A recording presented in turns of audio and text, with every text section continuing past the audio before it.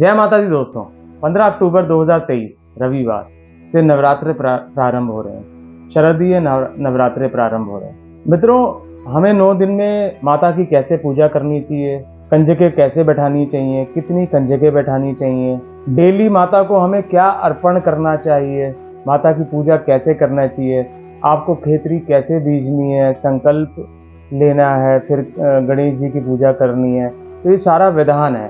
तो मैं पंडित रिपुकांत गोस्वामी आपको बताऊंगा कि आपको शारदीय नवरात्रे कैसे करने हैं, माता की पूजा कैसे करनी है। तो चलिए जानते हैं शारदीय नवरात्रों के बारे में। आश्विन शुक्ल की प्रतिपदा से नौमी तिथि तक नवरात्र व्रत होता है।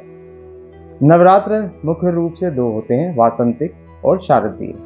वासंतिक में विष्णु जी की उपासना का प्रावधान है और शारदीय में शक्ति की उपासना का। वस्तुतः दोनों नवरात्र मुख्य एवं व्यापक हैं और दोनों की उपासना उचित है।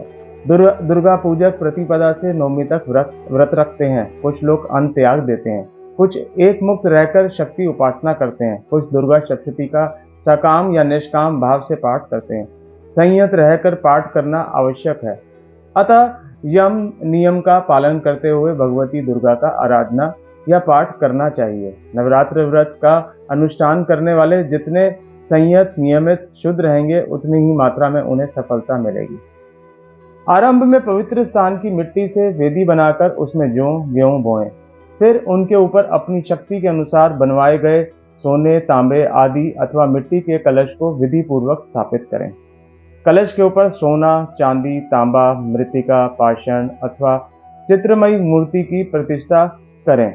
मूर्ति यदि कच्ची मिट्टी की, कागज या सिंदूर आदि से बनी हो और स्नान आदि से उसमें विकृति होने की आशंका हो तो उसके ऊपर शीशा लगा दें।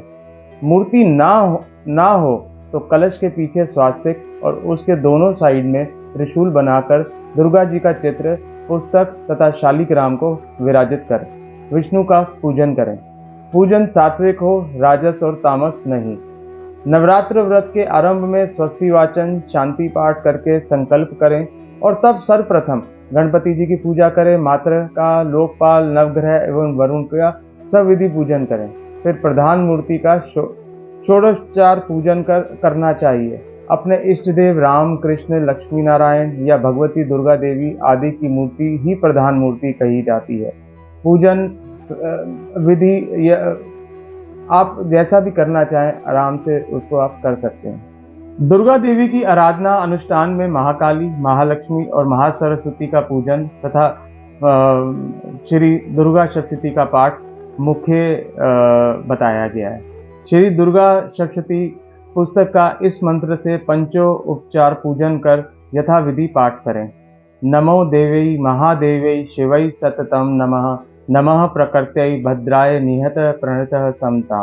देवी व्रत में कुमारी पूजन परम आवश्यक माना गया है। सामर्थ्य हो तो नवरात्र भर प्रतिदिन, अन्यथा समाप्ति के दिन, अंतिम दिन 9 कुमारियों के चरण धोकर उन्हें देवी रूप मानकर गंध पुष्प आदि से अर्चन कर उन्हें आदर के साथ यथारुचि मिष्ठान भोजन कराना चाहिए एवं वस्त्र आदि से सत्कृत करना चाहिए। शास्त्रों में है कि 1 कन्या की पूजा से ऐश्वर्य की, 2 की पूजा से भोग और मोक्ष की, 3 की अर्चना से धर्म, अर्थ, काम, त्रिवर्ग की, 4 की अर्चना से राज्य पद की, 5 की पूजा से विद्या की, 6 की पूजा से षष्ठ कर्म सिद्धि की, 7 की पूजा से राज्य की, 8 की पूजा से यश संपदा की और 9 कुमारी कन्याओं की पूजा से पृथ्वी के प्रभुत्व की प्राप्ति होती है। कुमारी पूजन में 10 वर्ष तक की कन्याओं का अर्चन विहित है।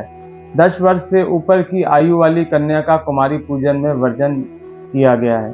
2 वर्ष की कन्या कुमारी, 3 वर्ष की त्रिशर्तनी, 4 वर्ष की कल्याणी, 5 वर्ष की रोहिणी, 6 वर्ष की काली, 7 वर्ष की चंडिका, 8 वर्ष की शंभवी, 9 वर्ष की दुर्गा और 10 वर्ष वाली सुभद्रा स्वरूपा होती है। दुर्गा पूजा में प्रतिदिन का जो प्रसाद माँ को चढ़ाना है, प्रतिपदा को केश संस्कार कर द्रव्य, आंवला, सुगंधित तेल आदि केश प्रसादन संभार, द्वितीय को बाल बांधने गूंथने वाले रेशमी सूत, पीते आदि, तृतीय को सिंदूर और दर्पण आदि, चतुर्थी को मधुपर्क, तिलक और नेत्रांजन, पंचमी को उपटन, चंदन आदि एवं आभूषण, षष्ठी को पुष्प, पुष्पमाला आदि समर्पित करें। सप्तमी को ग्रह मध्य पूजा, अष्टमी को उपवास पूर्वक पूजन, नवमी को महापूजा और कुमारी पूजा करें।